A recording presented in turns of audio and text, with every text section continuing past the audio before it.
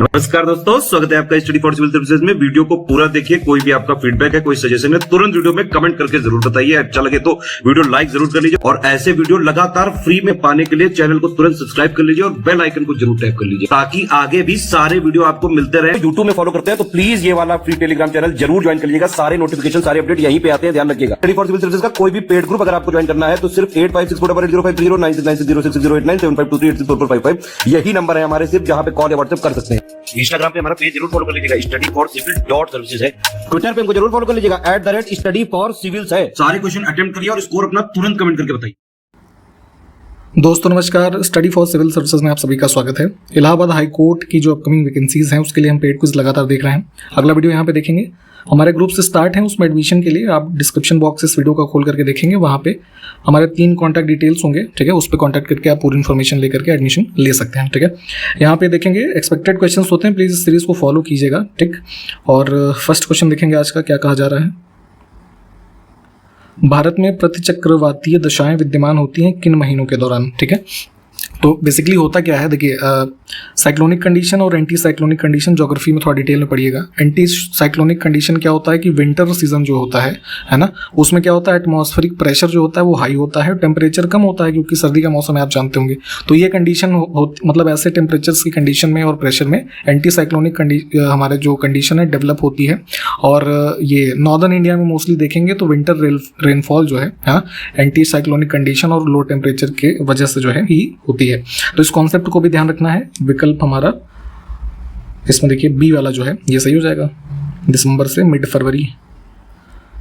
Next है 16वीं शताब्दी की मुगल प्रशासनिक शब्दावली में एलची तथा या कह लीजिए साफिर, ठीक है, दोनों ही एक दूसरे के सिनोनिम हैं। तो इन शब्दों का क्या अभिप्राय होता था। तो जो फॉरेन एम्बेसडर्स होते थे, ठीक है, डिप्लोमेट कह लीजिए, एम्बेसडर कह लीजिए, राजदूत, इनके लिए ये शब्द यूज होता था, ठीक। कोरोमंडल तट हमारा जो है कौन सा है, ऐसे मैप इंडिया का देखते हैं तो इधर वाला ये नीचे मालाबार है, ये साइड का कोरोमंडल तट है, ठीक। तो यहाँ पे सर्वाधिक वर्षा कब होती है ये पूछा गया है। डी विकल्प को हम चुनेंगे। अक्टूबर और नवंबर, इवन दिसंबर के मंथ में भी, ठीक है। बेसिकली होता क्या है कि जो नॉर्थ ईस्ट वाला मानसून आता है, ठीक है, उसके माध्यम से इस हमारे कोस्ट पे बारिश होती है। निम्नलिखित में से सर्वाधिक मृदा अपरदन से प्रभावित राज्य कौन सा है। तो मिट्टी में इरोजन की घटना होती है, आप जानते हैं। होता क्या है, जैसे कोई भी कल्टीवेबल लैंड है तो उसकी जो अपर लेयर है सबसे, है ना, टॉप सॉइल, वो सबसे उर्वरक होती है। अब होता क्या है कि इरोजन की घटना में क्या है, मिट्टी के यहाँ से कटाव और जो बह करके किसी अन्य जगह जाएगी और वहाँ पे जम जाए, ऐसी घटना को अपरदन की घटना कहते हैं, ठीक है।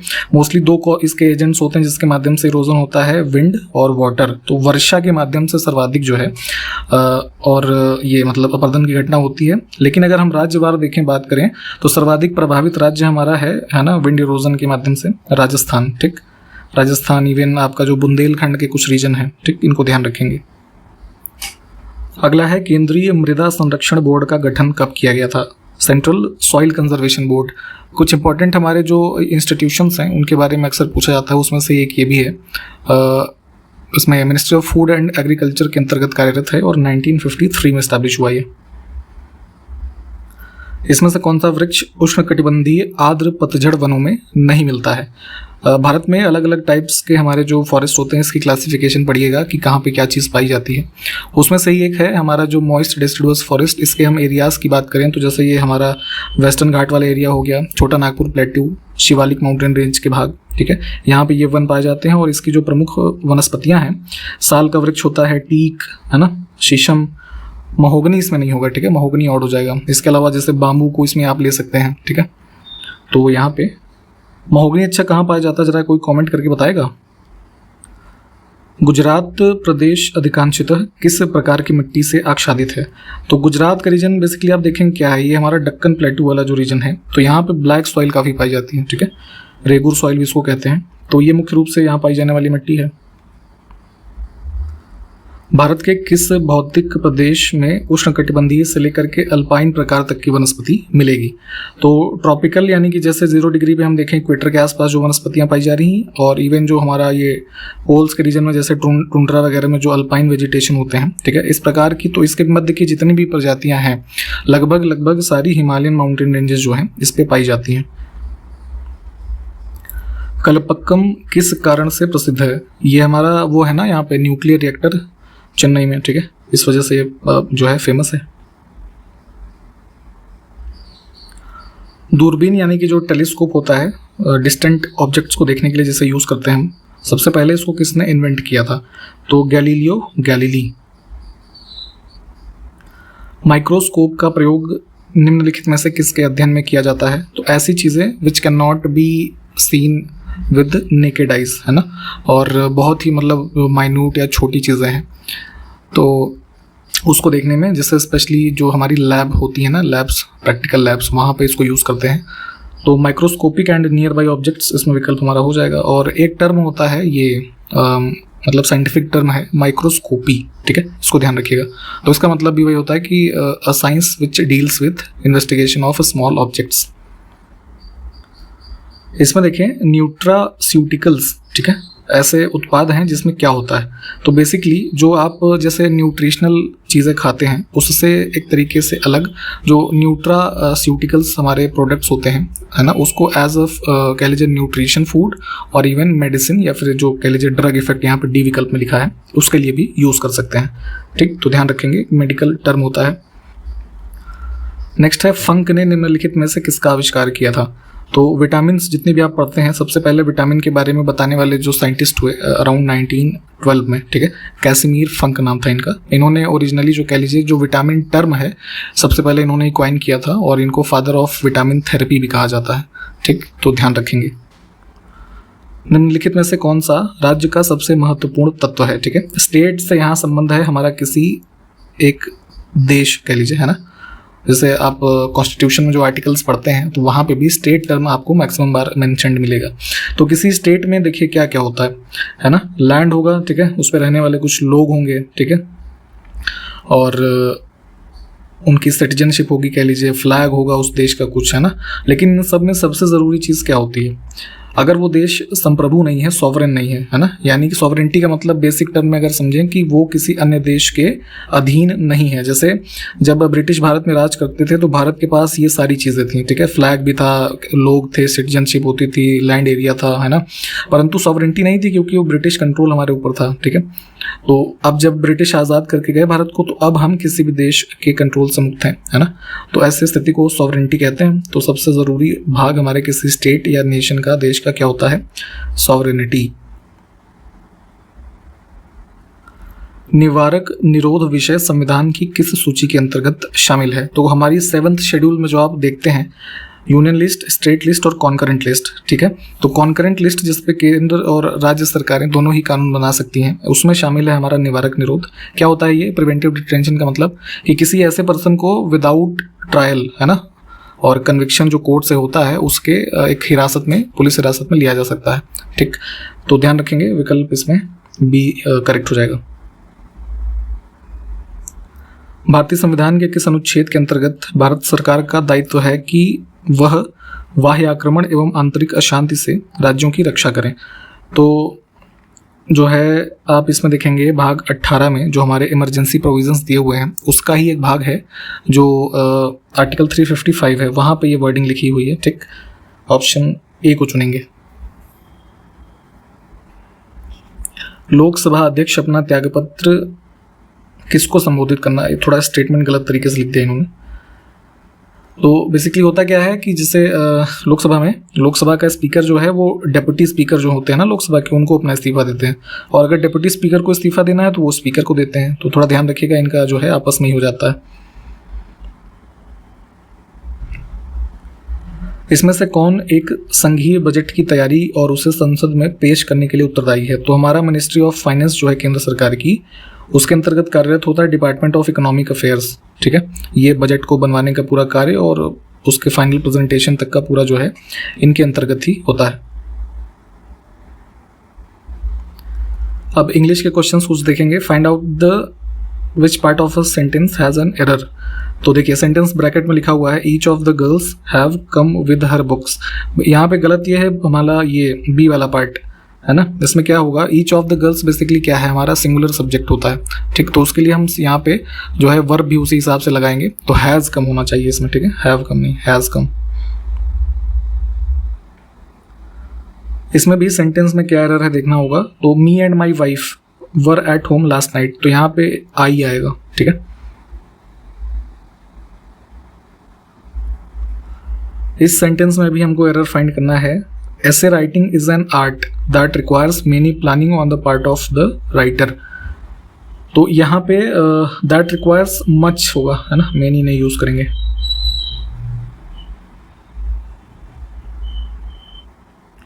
अब इसमें वन वर्ड सब्स्टिट्यूशन टाइप का है, हमें बताना है favouritism shown by a person in power to his relatives, तो ये क्या होता है? हिंदी में भाई भतीजावाद कहते हैं, इंग्लिश में नेपोटिज्म। इसमें देखें round about way of expression, तो बेसिकली घुमा फिरा के बातें करना है ना, तो ये सर्कमलोक्यूशन जो सी वर्ड में लिखा हुआ है इसका अर्थ ये हो जाएगा हमारा, मतलब बहुत ही ज़्यादा, जैसे कई लोग की आदत होती है ना कि अगर वो बात एक दो शब्दों में ख़त्म हो जाती है लेकिन वो बहुत ही ज़्यादा उसकी भूमिका बनाते हैं, ठीक है, तो उस रेफरेंस में इसको यूज़ कर सकते हैं। फिर से इसको सब्सटीट्यूट करना है हमारा, देखिए क्या है, सूटेबल और intended for only young persons, ठीक है। तो बेसिकली ऐसी कोई वस्तु जो एकदम यंग लोग जो ऐसे हैं, है ना, उनके लिए ही एक तरीके से सूटेबल है या उनके लिए ही बनाई गई है। तो जुवेनाइल शब्द यहाँ पे हम यूज़ करेंगे। जुवेनाइल में ऐसे व्यक्ति होते हैं ना कि जो एडल्ट नहीं हुए हैं अभी, ठीक, 18 साल से कम वाले जो बच्चे होते हैं उसके लिए यूज़ कर सकते हैं। अब हमारे पास एक वर्ड है और उसका मीनिंग बताना है। वर्ड हमारा है कोपियस, ठीक है। कोपियस का मतलब होता है प्रचुर, ठीक है। इसका सिनोनिम क्या हो जाएगा? प्लेंटीफुल, ठीक है। इसके अलावा जैसे अबंडेंट, लश एक वर्ड होता है, ठीक है। इन बाउंटीफुल होता है एक वर्ड, इन सब को ध्यान रखेंगे। अब वर्ड हमारा जो है एक्सट्रेनियस, इसका ऑपोजिट बताना है। एक्सट्रेनियस का मतलब होता है कोई भी जैसे बाहरी, है ना, जैसे बाहरी व्यक्ति हो कोई। तो अब इसमें जो हमारे पास विकल्प है रेलेवेंट, है ना, रेलेवेंट का मतलब हो जाता है कि जो हमारे हमसे मिलता जुलता हो, ठीक है, या हमारा हो। अब हमारे पास एक वर्ड है, उसको जो करेक्टली स्पेल्ड है उसको चूज करना है, ठीक है। तो वर्ड हमारा है डिस्क्रिपेंसी, ठीक है। ऑप्शन सी वाला जो स्पेलिंग है ये इसका करेक्ट होता है, और इसकी हिंदी में अगर मीनिंग जाने तो क्या होती है? विसंगति, ठीक। इसमें देखें हमारे पास एक इडियम है स्मूथ रफल्ड फीदर्स, ठीक है। अब इसका बेस्ट एक्सप्रेस जो कर रहा है मीनिंग वो चूज करना है। तो देखिए इसको पहले जैसे वर्ड से समझिए, मतलब इडियम वगैरह में कई बार क्या होता है कि उसी में जो है मीनिंग छुपी होती है, एक बार सर्च करके देखा करिए अगर नहीं पता है तो जैसे स्मूथ करना मतलब कि किसी चीज़ को, है ना, चिकना सरफेस जैसे होता है उसके लिए यूज़ करते हैं, या उसको मतलब सरल करना, ईजी करना, ठीक है। रफल्ड का मतलब मान सकते हैं कि उलझा हुआ कुछ, और फीदर जैसे होता है पंख, ठीक।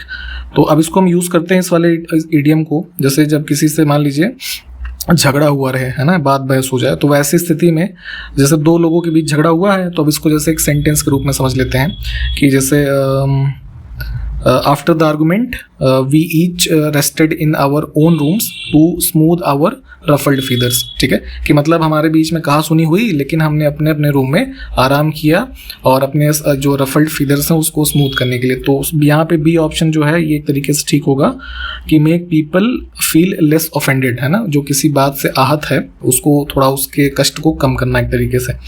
तो इस तरीके से चीज़ों को, है ना, थोड़ा इंग्लिश पे ध्यान दीजिएगा आप लोग। पिछली बार तो जो थोड़ा पैटर्न चेंज हुआ था तो नंबर ऑफ क्वेश्चंस कम हो गए थे, बट स्टिल इंग्लिश की जानकारी होना ज़रूरी है, खास करके इडियम फ्रेजेस जो हो गए, है ना, या वन वर्ड सब्स्टिट्यूशन, ये चीज़ें तो ये लगातार पूछी जाती हैं और ये आपके नंबर्स को गेन करने में काफ़ी हेल्पफुल भी होता है। अब देखिए हमारे पास एक शब्द है हिंदी का परमानंद, परमानंद, ठीक है। इसमें कौन सा समास है? तो यहाँ पे हो जाएगा हमारा कर्मधारय समास। इसमें कर्मधारय में आप जानते हैं कि दो शब्दों के बीच जो विशेषण और विशेष का, है ना, संबंध पाया जाता है उस प्रकार से। तो यहाँ पे इसको चुनेंगे हम। अब पूछा गया है कि किस शब्द में विसर्ग संधि है, ठीक है। तो विसर्ग का यहाँ पे हो जाएगा हमारा ये निश्चल, ठीक है, निह धन छल, ठीक है, इसका संधि विच्छेद। अब शब्द हमारे पास है सदुपयोग, इसमें कौन सी संधि है? तो इसका होता है संधि विच्छेद सत धन उपयोग, ठीक है। तो ये क्या हो जाएगा? व्यंजन संधि, देखिए इनके जितने भी प्रकार हैं और परिभाषा ये सब आपको पता होगा, तो अगर शब्द देखेंगे तो समझ जाएंगे वहाँ पे, अदरवाइज ऐसे रट के ये सब तो नहीं आएगा। तो प्लीज़ पढ़िएगा इन चीज़ों को। अभ्यागत शब्द में कौन सा उपसर्ग है ये बताना है। तो अभिधन आगत है ना, तो यहाँ पे अभी उपसर्ग को चुनेंगे इसके संबंधित जैसे अन्य शब्द जो इससे बनते हैं। तो अभिनय, अभिनंदन, अभिनेता। अब इसमें तद्भव शब्द देखना है। तद्भव हो जाएगा ये भंवरा, ठीक है। भ्रमर जो होता है वो तत्सम होता है और उसी का तद्भव भंवरा होता है। अगला शब्द है मुद्री, इसका तत्सम रूप क्या होगा। तो तद्भव शब्द मुद्री होता है और तत्सम होता है मुद्रिका। इसमें जो हमारे पास शब्द लिखे हैं उसमें से अशुद्ध को चुनना है। सन्यासी शब्द गलत तरीके से लिखा है, सन्यासी जो है, ठीक, ये होगा सही।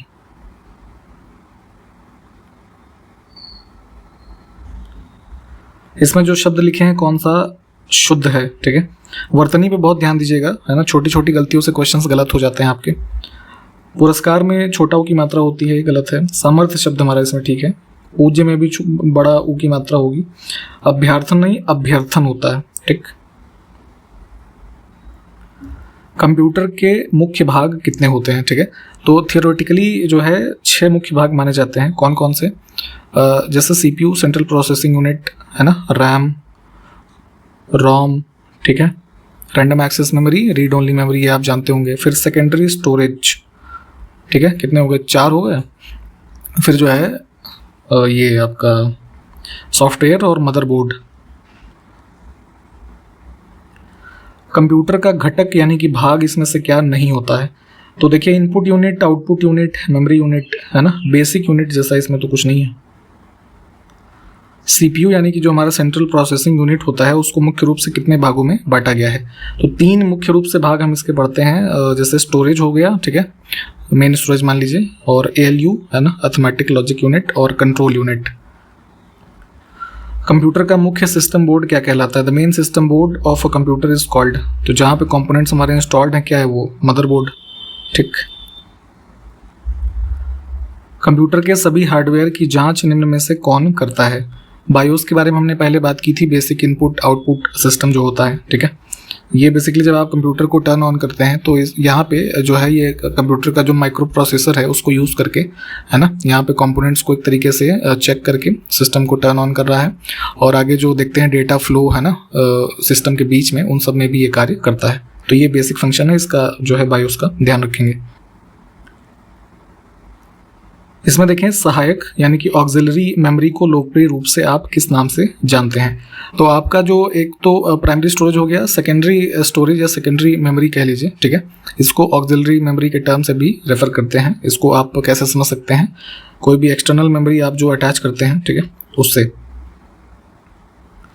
कंप्यूटर का वह हिस्सा जहाँ पर डेटा तथा निर्देश भरा होता है यानी कि स्टोर्ड होता है। The part of the computer where data and instructions are stored. तो मेमोरी यूनिट को हम यूज़ करेंगे इसमें, ठीक है। Option C. ये टर्म्स काफ़ी इंपॉर्टेंट है, इस तरीके से ही पूछे जाते हैं। जैसे अभी तो अब कंप्यूटर्स की इवोल्यूशन बहुत ज़्यादा हो गई, लेकिन अभी एग्जाम्स में पैटर्न क्या देखने को मिलता है कि पुराने टाइप के क्वेश्चन जो आपके पर्सनल कंप्यूटर या फिर कंप्यूटर हिस्ट्री है ना, या बेसिक कॉम्पोनेंट्स जो है कंप्यूटर के, वो सभी पूछे जाते हैं, ठीक। तो ध्यान रखना है यहाँ पे। और इसमें जो है इस वीडियो को यहाँ पे हम समाप्त करेंगे। सारे क्वेश्चंस देख लीजिए, जो क्वेश्चंस पूछे गए होंगे उसको कमेंट करके बताइए हमें, ठीक है। और यहाँ पे हम इसी तरीके से आपका पूरा ऑलमोस्ट जितना सिलेबस है उसको कवर करने की कोशिश करेंगे पेड क्विज के माध्यम से भी। इसका सबसे ज़्यादा फायदा आपको तब मिल सकता है जब आप हमारे इस पेड क्विज में एडमिशन लेकर के इसको खुद से अटेम्प्ट करेंगे। जब आपके क्वेश्चन आ रहे होंगे तो आपको वहाँ से कॉन्फिडेंस बिल्ड होगा। नहीं आता है तो उसके जो गलत आंसर होते हैं आपसे, तो जो सही आंसर आप देखेंगे तो आपको तब वो लंबे समय तक एक तरीके से समझ सकते हैं, याद रहेगा, ठीक है। और जो चीज़ें नहीं आ रही हैं उसके बारे में थोड़ा आप जब पढ़ेंगे तो वहाँ से आपकी प्रैक्टिस बहुत होगी, है ना। एग्जाम के पहले 10-12 हज़ार क्वेश्चन लगा करके इंसान जब जाएगा तो एक अलग ही कॉन्फिडेंस वहाँ पे आपको आएगा, क्योंकि आपका एग्जाम भी इसी तरीके का है। मोस्ट प्रोबेबली ऑनलाइन ही एग्जाम होगा इस बार भी, ठीक है। और यहाँ पे ये एक बेहतर मीडियम है प्रैक्टिस करने का, पेड क्विज, ठीक। तो इन चीज़ों को भी ध्यान रखें। तो चलिए फिर मिलते हैं अगले वीडियो में, तब तक के लिए नमस्कार, जय हिंद।